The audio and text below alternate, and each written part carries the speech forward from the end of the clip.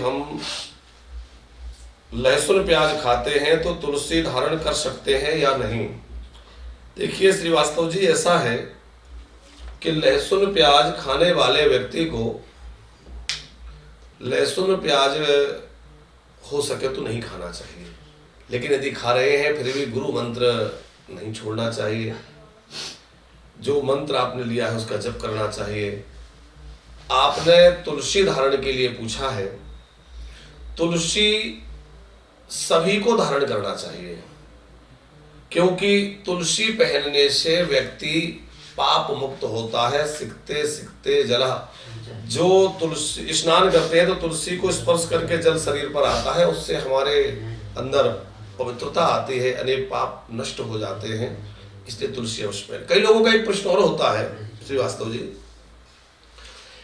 अभी एक प्रश्न आया था कोई 2-4 दिन पहले कि महाराज जी हमने गुरु दीक्षा ली थी और गुरु दीक्षा लेने के बाद हमने गुरु मंत्र का जप किया, लेकिन बाद में हमारा व्यवहार और आहार बिगड़ गया, तो आहार बिगड़ने के बाद हम गुरु मंत्र का जप करें या ना करें।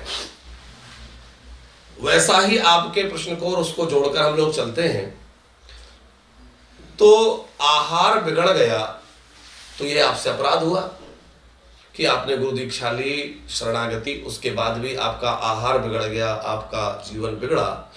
लेकिन इसका मतलब ये नहीं कि आप भजन छोड़ दें। देखिए भजन करना एक अलग बात है, भजन का अधिकार सबको है। कोई पापी हो, धर्मात्मा हो, पुण्यात्मा हो, भजन करने का अधिकार हर व्यक्ति को है। सब भजन करके मुक्त हो सकते हैं। यदि गंदा नहीं होगा तो धुलाई की आवश्यकता क्या है। तो हमारा अंतःकरण मलिन है, तभी ना हमको उसको धुलाई के लिए अधिक भजन की आवश्यकता है। तो यदि आपका जीवन, आपका खान पान कुछ बिगड़ भी गया है, तब भी आपको भजन नहीं छोड़ना चाहिए, क्योंकि पहली गलती तो आपने ये की कि आपने अपना आहार बिगाड़ लिया। पहली गलती आपसे हुई कि आपने अपना आचरण बिगाड़ा। लेकिन दूसरी गलती आपने बहुत बड़ी ये की कि आपने मंत्र छोड़ दिया, तुलसी निकाल दी।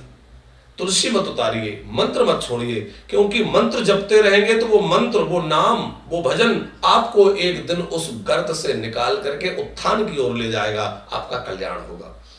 लेकिन यदि आप निरंतर जो है दूषित भावनाओं में पड़ते गए और भजन को छोड़ते गए, अरे छोड़ने जैसी चीज भजन नहीं है, छोड़ने जैसी चीजें बुरी आदत है और बुरे काम है। तो बुरे काम तो हमने नहीं छोड़े, बुरी आदत के लिए, बुरे काम के लिए हमने भजन को छोड़ा, ये उचित नहीं है। हम लोग भजन को ना छोड़े, हो सके तो बुरी आदतों को छोड़े। प्रयास करें कि हमारा जीवन इनसे बाहर निकले, लेकिन भजन को कभी नहीं छोड़ना है, नाम जप को कभी बंद नहीं करना है। नाम जप करते चले, भजन नहीं छूटना चाहिए।